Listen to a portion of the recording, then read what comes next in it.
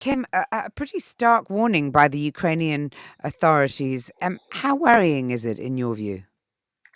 Well, as you say, Mariela, what Colonel Yuri Unat, who we all know fairly well, is a serious character. He's a spokesperson for the Ukrainian Air Force. Is saying is something he had been warning about for a while, which is the rapid diminishing of their anti-aircraft firing systems, or the munitions for their firing systems. And as you also point out, of course, this was the warning given by the leaked tranche of Pentagon papers last week, and they actually put an estimate, which the estimate obviously of the U.S. military, that they'll run out of ammunition by 23rd May, which is just over a month from now. And obviously, that's not going to happen like that. The Western allies of Ukraine will be supplying more munition. So it's not going to be the case that one morning Vladimir Putin sends in his missiles and aircraft and there'll be no air defense. But the fact Mm. is that it's leaving it very late, and of course you've got to integrate all that and movement as well in a vast country like Ukraine. So it can get very very troubling.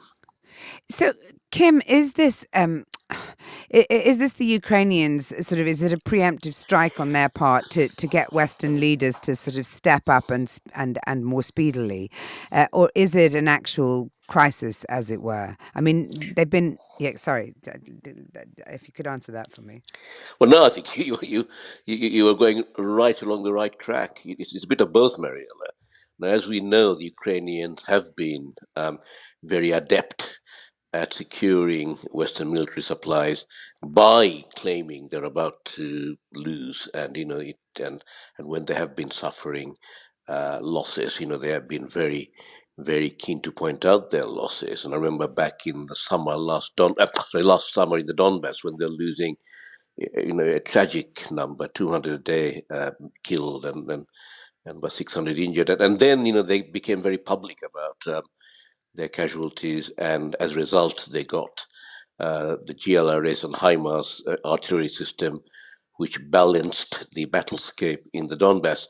So yes, they are running out of munition, and they're amplifying it because it's in their interest to do so. But that doesn't mean, Mariella, that they're entirely crying wolf. They've been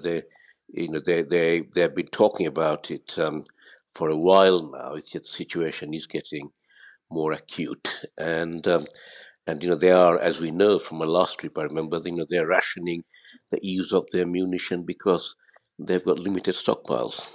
And Kim, I mean, I know impossible question to answer, perhaps, but just before you go, how is the war actually progressing? It feels like it's just sort of interminable, just continuing without sort of any sort of progress or backwards. I don't know. It feels like the war that could go on for 100 years.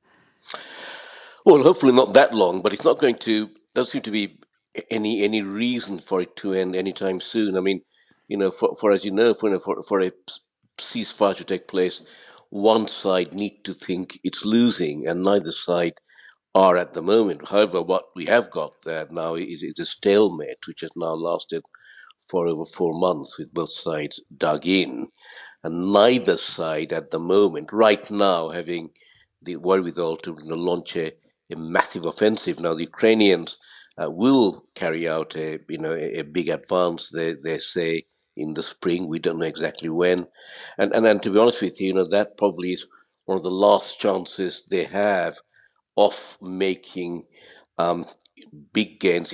Clawing back territory and perhaps even getting back some of the territory they lost in 2014, because I suspect that the backing for Ukraine, by the end of this year, with the US presidential election coming up next year, may begin to dissipate by then.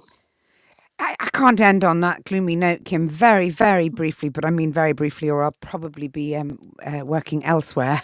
Um, is there a chance that Russia could win this war?